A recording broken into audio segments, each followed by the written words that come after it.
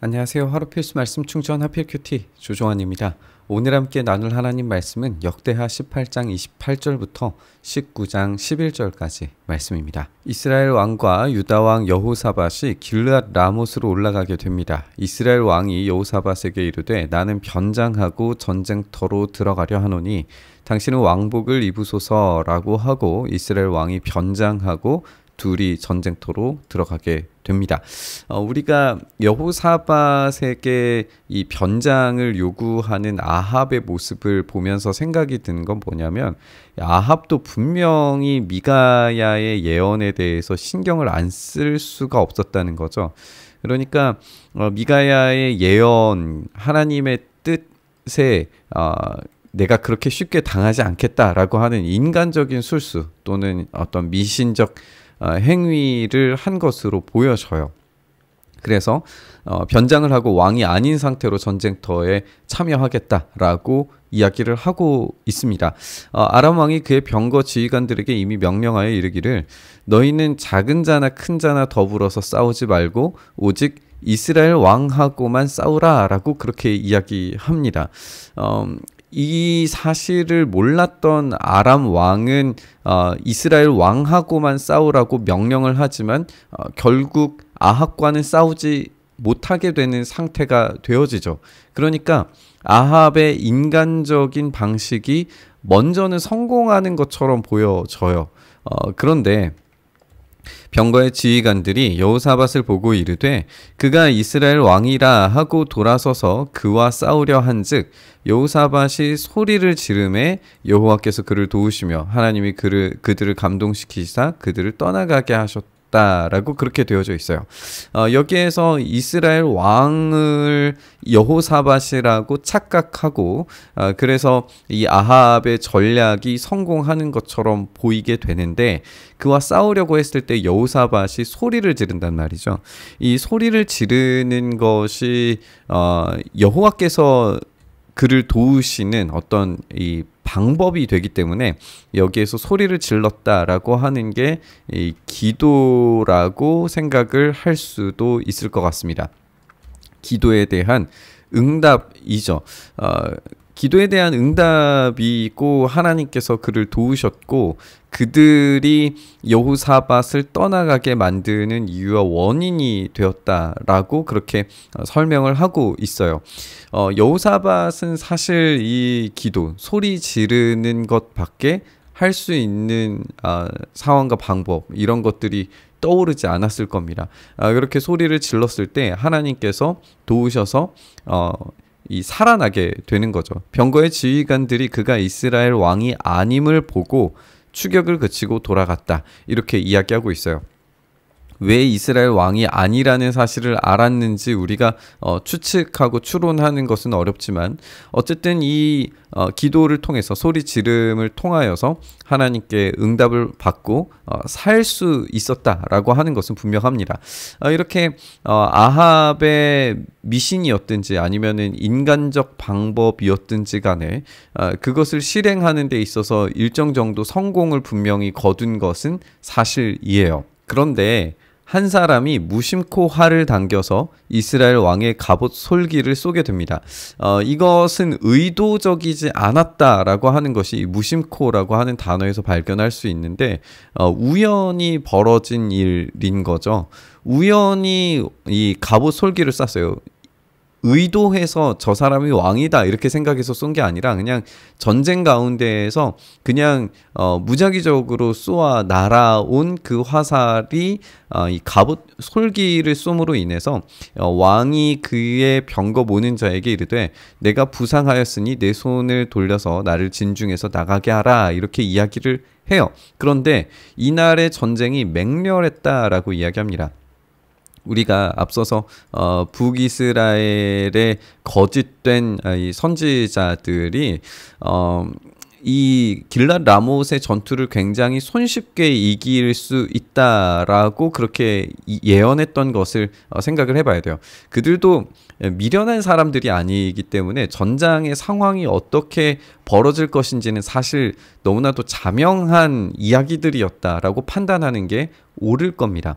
그러니까 그들도 이제 정치적인 어떤 정치공학적인 것들을 분명히 알고 있어야 예언에 대해서 실패할 확률을 줄여 나갈 수 있었겠죠. 그리고 그런 게 어느 정도 확인이 되었기 때문에 예언자들은 이 전쟁을 손쉽게 이길 수 있다는 어떤 그런 판단 위에서 어떤 드라마를 펼치고 그런 예언 행위를 하는 거예요. 그런데 이날의 전쟁이 생각과는 다르게 너무나도 맹렬하게 진행이 되는 거죠. 그러니까 인간의 생각으로 계획했던 것들이 하나씩 다 어그러지고 있는 것을 보게 되는 거예요. 그것이 우연으로부터 시작을 하는 것이고 이스라엘 왕이 병거에서 겨우 지탱하며 저녁 때까지 아람 사람을 막다가 해가 질 즈음에 죽었다라고 그렇게 되어져 있어요. 그래서 손쉽게 이길 수 있을 거라고 예상했던 전쟁이 오히려 하나님께서 아합을 치시는 전쟁이 되죠.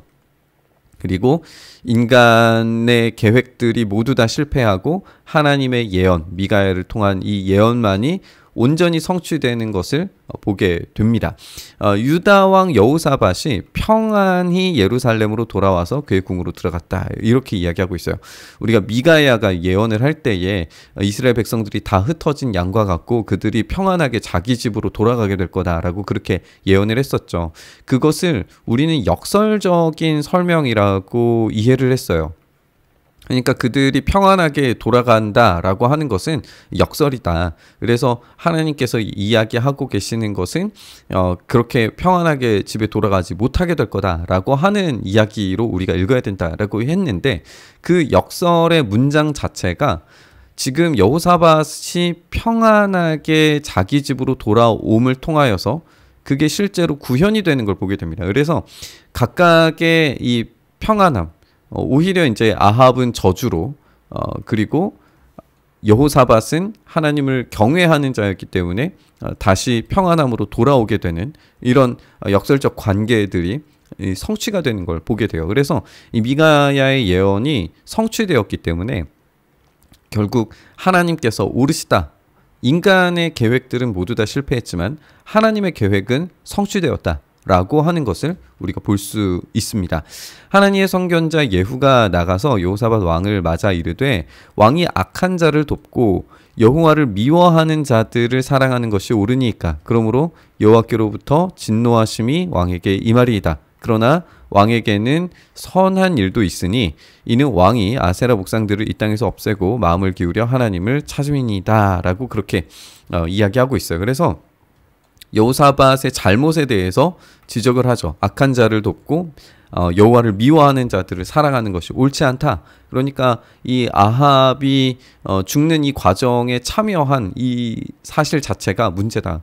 결혼으로 동맹 관계를 맺으려고 하는 것 자체가 문제다라고 이야기하고 있습니다. 그것으로 말미암아서 진노하심이 왕에게 임하게 될 겁니다라고 이야기합니다. 그래서 여호사밧은 이 악한 자를 돕고 여호와를 미워하는 자들을 사랑하는 것, 이것을 뒤집기 위해서 국가를 다시 재건할 필요를 느낍니다. 그래서 하나님을 두려워하는 자들이 이 국가의 지도자로 또 이스라엘을 다스리는 자들로 바꾸어야 된다라고 하는 사실을 깨달은 것 같아요. 그래서 개혁의 작업을 착수하는 걸 보게 됩니다. 여호사밧이 예루살렘에 살더니 다시 나가서 브엘세바부터 에브라임 산지까지 민간에 두루 다니며 그들의 조상들의 하나님 여호와께로 돌아오게 만들고, 지금 여호사밧은 브엘세바에서부터 에브라임 산지까지, 그러니까 유다의 영토 전체를 돌아다니면서 하나님께로 돌아오라라고 이야기합니다.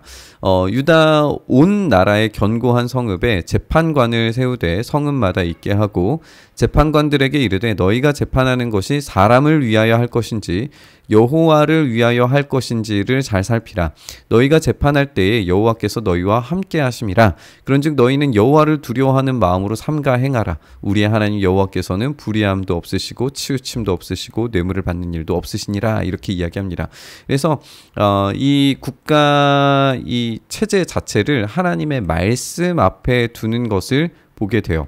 이 재판관들은 하나님을 두려워함으로 재판해야 됩니다. 그리고 하나님을 두려워하는 것은 하나님께서 어떤 분이신지를 아는 것에서부터 시작을 해야죠. 그래서 하나님께서 불의함도 없으시고 치우침도 없으시고 뇌물도 받지 않으신다라고 하는 이 하나님의 본질적 속성에 따라서 그들도 하나님을 두려워하고 경외하는 마음으로 동일하게 판단에 임해야 되는 겁니다.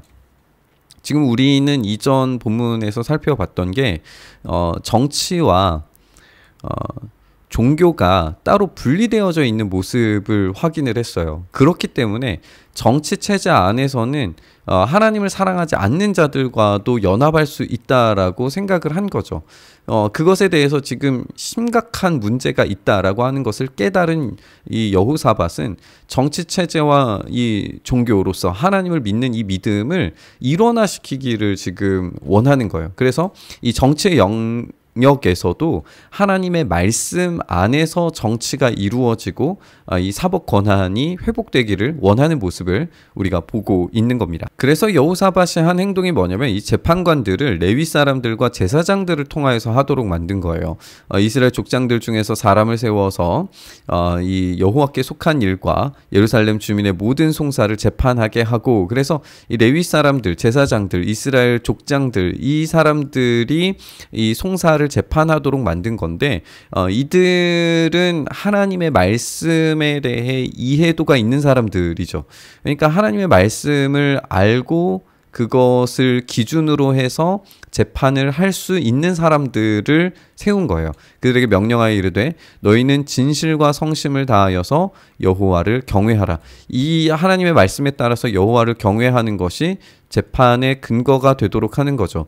그러니까 우리는 앞서서 이제 이 사건 자체가 아합의 죽음과 여호사밧의 이 생명을 부지하게 되는 이 모습 자체에서 우리가 보게 된 것은 사람이 계획한 것은 모두 다 실패하지만 하나님께서 계획하신 것은 성취된다라고 하는 이야기를 함께 봤어요.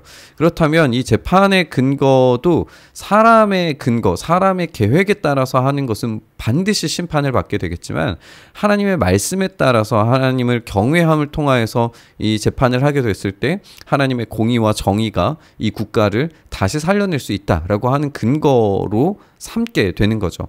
어떤 성읍에 사는 너희 형제가 혹 피 흘림이나 혹 율법이나 계명이나 율례나 규례로 말미암아서 너희에게 와서 송사하거든 어떤 송사든지 그들에게 경고하여 여호와께 죄를 범하지 않게 하여 너희와 너희 형제에게 진노하심이 임하지 말게 하라. 모든 판단의 근거는 하나님께 죄를 범하는 것인가 아닌가를 기준으로 해서 판단을 해야 되는 겁니다. 이렇게 하면 죄가 없으리라 이렇게 이야기하고 있어요. 여호와께 속한 모든 일에는 대제사장 아마랴가 너희를 다스리고 왕에게 속한 모든 일은 유다 지파의 어른 이스마엘의 아들 스바디아가 다스리고 레위 사람들은 너희 앞에서 관리가 되리라. 너희는 힘써 행하라. 여호와께서 선한 자와 함께 하실지로다 이렇게 이야기하고 있습니다. 이렇게 하나님의 말씀에 따라서 이 국가를 운영하려고 하는 여호사밧의 모습을 우리가 확인을 할 수가 있습니다. 우리가 오늘 함께 확인한 것처럼 사람의 계획으로 무언가를 만들어내고 또 계획을 하고 진행을 하더라도 그것이 일정 부분 성취되는 것 같고 그것대로 하면은 이루어질 것 같은 생각이 든다고 하더라도 하나님께서 계획하신 것이 온전히 성취될 때 그 결과는 오로지 하나님 손에 달려져 있다라고 하는 것을 우리가 알 수 있습니다. 그것이 아합의 죽음에서도 발견할 수 있는 것이고 여호사밧이 국가 운영 체제를 바꾸려고 하는 것에서도 이런 것을 우리가 확인을 해볼 수 있죠. 결국에는 우리의 삶 전체가 하나님의 말씀 앞에 서 있는가 서지 않았는가에 따라서 우리의 삶의 성공과 실패가 결정된다 라고 하는 걸 알 수 있습니다. 우리가 하나님의 말씀 위에서 하나님을 두려워하고 경외함 위에서 우리의 삶이 온전하게 이루어져 가기를 간절히 바라고 소망합니다. 그때 우리 안에서 참된 승리가 경험될 줄 믿습니다. 오늘 우리의 삶의 체계가 하나님의 말씀 위에 세워지기를 간절히 바라고 소망하면서 우리 묵상의 자리로 나아가시죠. 주님, 사람이 그 길을 계획한다고 할지라도 그 길을 인도하시는 것, 그 길의 마지막 결과를 만들어내시는 것은 오직 하나님뿐이심을 우리가 고백합니다. 우리의 인생 오직 주님의 것이오니 주님의 계획대로 우리의 삶을 이끌어 가실 때 우리의 판단과 우리의 선택들이 하나님 말씀 앞에서 순종하게 하시고 그 순종의 삶 위에서 하나님의 역사하심을 경험하는 우리 모두 되게 하여 주시옵소서. 그렇게 일하시기를 간절히 바라고 소망하며 우리 주님 예수님 이름으로 기도드리옵나이다. 아멘.